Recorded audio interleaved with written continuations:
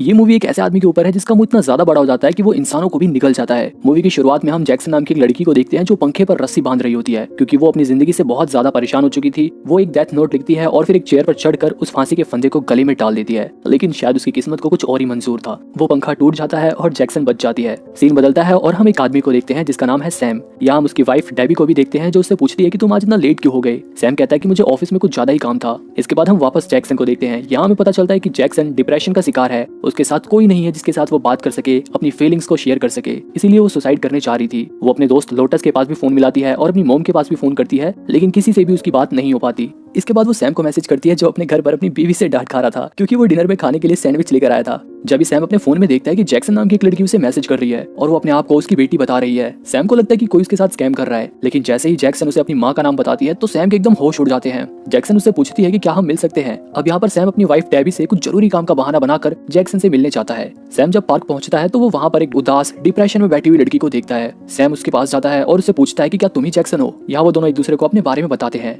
Jackson Sam को बताती है कि मेरी मॉम और आप जब कॉलेज में थे तभी वो प्रेग्नेंट हो गई थी, लेकिन जब तक वो इसके बारे में आपको बताती तब तक आपने उनसे ब्रेकअप कर लिया था। हालांकि अब मॉम और मेरे बीच में भी रिलेशन अच्छे नहीं है। सैम को ये सारी बातें हजम नहीं हो रही थी। वो तो अभी भी शौक था कि उसकी एक बेटी भी है। सैम कहता है कि तुम्हारी मॉम ने मुझे इसके बारे में कुछ नहीं बताया। जैक्सन कहते हैं कि हाँ, मुझे भी कुछ टाइम पहले ही पता चला, जिसके बाद से मैंने आपको ढूंढना शुरू कर दिया। ये बात सुनकर सैम काफी परेशान था क्योंकि अब उसने दूसरी शादी कर ली थी और उसकी दूसरी वाइफ डेबी शायद जैक्सन को कभी भी नहीं अपनाती। इसके बाद सैम कहता है कि मैं तुम्हें जल्दी ही कांटेक्ट करूंगा। सैम जैसे ही वहां से जाने लगता है तभी वो देखता है कि कोट पैंट पहने हुए एक अजीब सा आदमी एक बच्ची के पास जाता है। वो देखता है कि उस आदमी का मुंह बहुत ही ज्यादा बड़ा खुल जाता है और वो उस बच्ची को निकल जाता है। उस आदमी के मुंह की तरह उसके दांत और जीभ भी बहुत बड़ी थी। वो बड़े मुंह वाला आदमी इन दोनों को भी देख लेता है और इन दोनों के पीछे पड़ जाता है। उसे देखकर ये दोनों वापस भागकर अपने अपने घर आ जाते हैं। जैक्सन को उस आदमी को देखकर अपनी आंखों पर यकीन नहीं होता, इसलिए वो अपना कंप्यूटर ऑन करती है और इंटरनेट पर उस बड़े मुंह वाले आदमी के बारे में सर्च करती है, लेकिन इंटरनेट पर भी उसके बारे में कोई इन्फॉर्मेशन नहीं थी। तभी कोई तेजी से उसका दरवाजा खटखटाने लगता है। जैक्सन डरते हुए दरवाजा खोलती है, लेकिन दरवाजे पर भी कोई नहीं था। जैसे ही वो दरवाजा बंद करती है तभी वो देखती है कि दूसरे दरवाजे से वो आदमी अंदर आ जाता है और वो अपना बड़ा सा मुंह खोलता है और जैक्सन को खाने के लिए उसकी ओर बढ़ता है।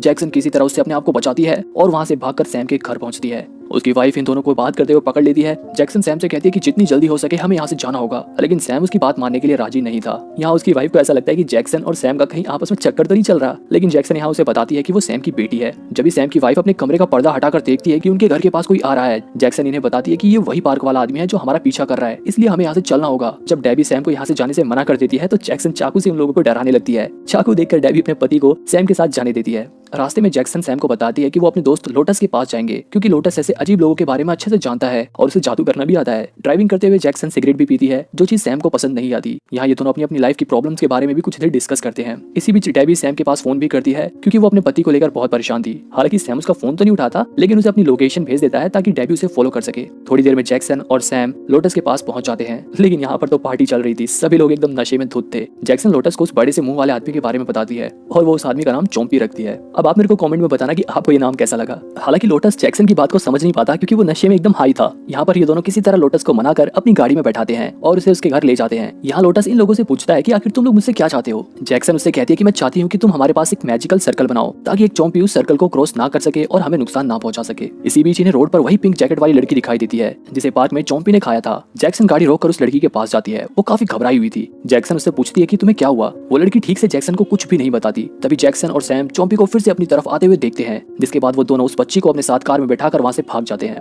रास्ते में वो लड़की इन्हें अपना नाम बर्ज बताती है। वो उनसे कहती है कि वो उस बड़े मुंह वाले आदमी को नहीं जानती। खैर अभी ये सब लोटस के घर पहुंच जाते हैं। यहाँ सैम जब जैक्सन से बात करता है तो वो देखता है कि सैम ड्रग्स ले रही है और वो उसके हाथ से पैकेट छीनकर उसे गिराने लगता है। इस पर जैक्सन उससे कहती है कि आपको नहीं पता कि मेरी लाइफ में क्या चल रहा है, मैं कितनी डिप्रेस्ड रहती हूँ, इसलिए मैं ये सब करती हूँ। उसकी बात सुनकर सैम काफी दुखी हो जाता है। तभी हम देखते हैं कि लोटस बर्ज को गाड़ी से बाहर निकलने को कहता है, लेकिन डर के मारे बर्ज बाहर नहीं आती। हालांकि सैम उसे किसी तरह मनाकर गाड़ी से बाहर ले आता है। अब जैक्सन लोटस को मैजिक सर्कल ड्रॉ करने को कहती है, लेकिन नशे में होने के कारण लोटस सो जाता है, इसलिए जैक्सन उसे उसके कमरे में ले जाती है। इसके बाद जैक्सन को कमरे में एक किताब मिलती है जिसके अंदर दूसरी दुनिया के अजीब तरह के दिखने वाले क्रिएचर्स के बारे में लिखा था। जब वो कमरे से बाहर आती है तो वो देखती है कि सैम नीचे जमीन पर बेहोश पड़ा है और वो छोटी बच्ची उसके ऊपर बैठी थी, जैसे कि वो उसे काटने की कोशिश कर रही थी। लेकिन जैसे ही वो बच्ची जैक्सन को देखती है वो यहाँ से भाग जाती है। अब जैक्सन सैम को उठाने की कोशिश करती है। जब सैम को होश आता है तो वो जैक्सन को बताता है कि उसे ऐसा लग रहा था कि जैसे उसके फेस को कोई खा रहा हो। जैक्सन दोबारा से बुक खोलती है और फाइनली उसे उस बुक में उस मॉन्स्टर के बारे में कुछ इन्फॉर्मेशन मिलती है जो लोगों को खा जाता है। जब ये लोग नोटिस करते हैं कि सैम का एक पैर छोटे बच्चे के पैर की तरह हो गया है और अपने पैर की ये हालत देखकर सैम एकदम हैरान हो जाता है। जैक्सन सैम का ध्यान पैर से हटाने की कोशिश करता करती है। यहाँ पर सैम जैक्सन को बताता है कि उसने अपनी वाइफ को कॉल करके यहाँ पर बुला लिया है। ये बात सुनकर जैक्सन उससे नाराज हो जाती है और वो यहाँ से जाने लगती है, मगर तभी उन्हें किसी की आवाज आती है और जब ये दोनों बाहर जाकर देखते हैं तो उन्हें बाहर चोम्पी मिलता है। लेकिन इस बार ये लोग थोड़ी हिम्मत करते हैं और उससे बात करने की कोशिश करते हैं। सैम कहता है कि आखिर उस छोटी बच्ची ने मुझे मारने की कोशिश क्यों करी और उसने मेरे पैर को भी अजीब सा कर दिया। यहाँ जैक्सन भी चोम्पी से पूछती है कि आखिर वो इन लोगों से चाहता क्या है, वो इन लोगों के पीछे क्यों पड़ा है। चोम्पी नीचे बैठकर इन लोगों को इशारा करता है कि मेरे मुंह के अंदर आ जाओ। अब यहाँ पर जैक्सन डरते हुए चोम्पी के मुंह में चली जाती है। चोम्पी सैम को भी अंदर जाने का इशारा करता है, जिसके बाद वो भी उसके मुंह में घुस जाता है। अंदर पहुंचकर ये लोग चोम्पी की आवाज सुनते हैं जो इन लोगों का वेलकम करता है और इन्हें बताता है कि असल में वो यहाँ पर शैडो पैरासाइट को पकड़ने आया है और जिस बच्चे से ये लोग मिले थे उसके अंदर वही शैडो पैरासाइट है और वही शैतान लोगों को काट कर उन्हें अपनी तरह बना रहा है। उसी ने सैम पर भी हमला किया था, इसलिए सैम का भी पैर उसी की तरह यानी कि छोटे बच्चे की तरह हो गया। चोम्पी उन्हें बताता है कि अगर उन्होंने शैडो पैरासाइट को नहीं ढूंढा और खत्म नहीं किया तो सैम का पूरा शरीर उस छोटी बच्ची के क्लोन में बदल जाएगा। अब उन्हें सब कुछ समझ आ जाता है कि चोम्पी ने आखिर पार्क में मौजूद उस लड़की को क्यों खाया और जो बच्ची सैम को खा रही थी वो पार्क वाली बच्ची की एक क्लोन थी। चोम्पी उन्हें बताता है कि जैसे ही शैडो पैरासाइट खत्म हो जाएगा सैम के पैर के साथ साथ सब कुछ ठीक हो जाएगा। जिसके बाद चोम्पी उन दोनों को अपने मुंह से बाहर निकाल देता है। जैक्सन और सैम को चोम्पी की बात ढंग से समझ तो नहीं आई थी, लेकिन फिर भी वो दोनों काफी खुश थे कि चोम्पी ने उन्हें कोई भी नुकसान नहीं पहुंचाया, बल्कि वो उनकी मदद ही करना चाहता है। अब चोम्पी वहां से जाने लगता है कि तभी वहां पर सैम की वाइफ डेबी आ जाती है और अपनी हैवी ड्राइविंग से चोम्पी की चटनी बना देती है, यानी कि उसकी गाड़ी से दबकर चोम्पी मर जाता है। अब जैक्सन रोते हुए कहती है कि चोम्पी उन लोगों की मदद करना चाहता था, लेकिन अब चोम्पी मर गया, अब हम क्या करेंगे। डेबी पुलिस को बुलाने का कहती है, लेकिन सैम और जैक्सन चोम्पी को गाड़ी की डिग्गी में बंद कर देते हैं। इसके बाद ये सभी रेस्टोरेंट में खाना खाने जाते हैं। जैक्सन सैम से कहती है कि तुम अपनी बीवी के गुलाम हो। सैम को ये बात बिल्कुल पसंद नहीं आती। वो कहता है कि अभी सबसे जरूरी है कि हम उस बच्ची को ढूंढकर उसे ये समझाएं कि वो जो भी कर रही है वो बहुत गलत कर रही है। वो कहता है कि मुझे ऐसा लगता है कि उस बच्ची के बहुत सारे क्लोन बाहर घूम रहे हैं। हालांकि जैक्सन को उसके फादर का ये बात करने वाला आइडिया बिल्कुल पसंद नहीं आता। सीन बदलता है और हम एक बार फिर से उसी बच्ची को देखते हैं जो एक लड़की के पास जाती है और उससे मदद मांगती है। दूसरी तरफ जैक्सन उन क्लोन से बात करने के प्लान पर एग्री हो जाती है। अब ये लोग जब वहां से जा रहे होते हैं तभी सैम बोलता है कि वो अपने पैर की वजह से ये फील कर पा रहा है कि वो छोटी बच्ची यहीं कहीं आसपास ही है। यहाँ जैक्सन भी सैम को अपनी मेंटल कंडीशंस के बारे में बताती है। इसी बीच वो लोग रोड पर बर्ज और उसी की तरह दिखने वाले दो और लड़कियों को यानी कि उसके क्लोन्स को देखते हैं। जैक्सन गाड़ी से बाहर आती है और वो तीनों लड़कियां भागने लगती हैं, लेकिन जैक्सन डेबी की हेल्प से उनमें से एक लड़की को पकड़ लेती है और उसे डिग्गी में डाल देती है। लेकिन उन्हें ऐसा करता हुआ एक आदमी देख लेता है। उस आदमी को ऐसा लगता है कि ये लोग किसी बच्चे को किडनैप कर रहे हैं, इसलिए वो तुरंत पुलिस के पास फोन मिलाने लगता है। हालांकि जैक्सन उसको भी मारने लगती है और वो आदमी डर के मारे वहां से भाग जाता है।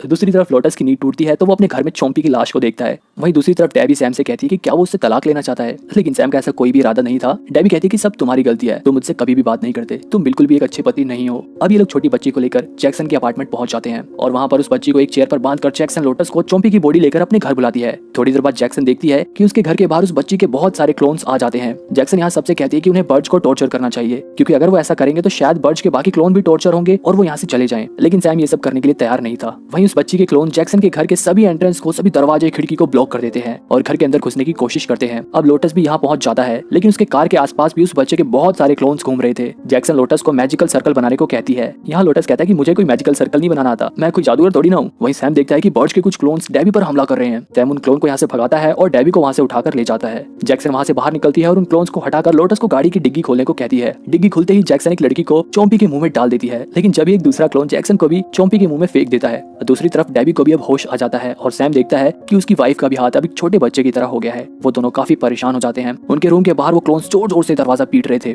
इधर चोम्पी के मुंह में जैक्सन बर्ड से बात करती है। वो बच्ची से बताती है कि वो किसी को नुकसान नहीं पहुंचाना चाहती, लेकिन उसके शरीर के अंदर शैडो पैरासाइट है जो सबको काट कर उसी की तरह बना दे रहा है। वो ये भी बताती है कि उसने अपने पेरेंट्स को ही काट लिया और उसके अलावा उसने और भी कई लोगों को काट कर क्लोन बना दिया है। वो पैरासाइट उसके शरीर में ही है। वो जैक्सन से कहती है कि इससे पहले मैं वापस अपने शरीर से कंट्रोल खोऊं, तुम यहाँ से चली जाओ। अब यहाँ पर जैक्सन उस छोटी बच्ची को बचाने के लिए रिस्क लेती है और कहती है कि तुम पैरासाइट को मेरे शरीर में भेज दो, मैं शैडो पैरासाइट से लड़ने की पूरी कोशिश करूंगी। जैसे ही वो शैडो पैरासाइट जैक्सन के शरीर में जाता है, वो सभी क्लोन्स जो उस छोटी बच्ची की तरह दिखते थे वो जैक्सन के रूप में बदल जाते हैं। अब जैक्सन यहाँ पर उन सभी क्लोन को चोम्पी के मुंह में घुसने पर मजबूर करती है और जैसे जैसे वो सभी क्लोन चोम्पी के मुंह में घुसते जाते हैं वो वापस अपने असली रूप में आ जाते हैं। और अंदर ही जैक्सन चोम्पी से भी लड़ रही थी। सैम भी चोम्पी के मुंह में घुस जाता है और उस शैडो पैरासाइट से लड़ने में अपनी बेटी की हेल्प करता है। वो दोनों मिलकर जैक्सन के शरीर से उस शैडो पैरासाइट को बाहर निकाल देते हैं, लेकिन पोर्टल बंद होने की वजह से अब ये लोग बाहर नहीं निकल पा रहे थे। तभी लोटस और डेबी एक रस्सी की मदद से उन दोनों को बाहर खींच लेते हैं। ये सभी एक दूसरे से मिलकर बहुत खुश होते हैं और वो बच्ची बर्ज भी अपने पेरेंट्स को नॉर्मल रूप में देखकर बहुत खुश होती है। बाकी सभी लोग भी जो क्लोन बन गए थे वो भी अपने असली रूप में आकर बहुत खुश थे। जैक्सन रोते रोते सैम से माफी मांगती है कि उसी की वजह से ये सब हुआ। यहाँ जैक्सन कहता है कि इसमें तुम्हारा कोई कसूर नहीं है, बल्कि माफी तो मुझे मांगनी चाहिए। अब वो दोनों एक दूसरे को प्यार से गले लगा लेते हैं। लोटस के पूछने पर वो बताती है कि ये मेरे फादर हैं और अब डेबी भी जैक्सन को अपना लेती है और इस तरह से उनकी ये पूरी फैमिली कंप्लीट हो जाती है। यहीं पर ये मूवी खत्म होती है। अगर मूवी पसंद आई हो तो वीडियो को लाइक कर दो।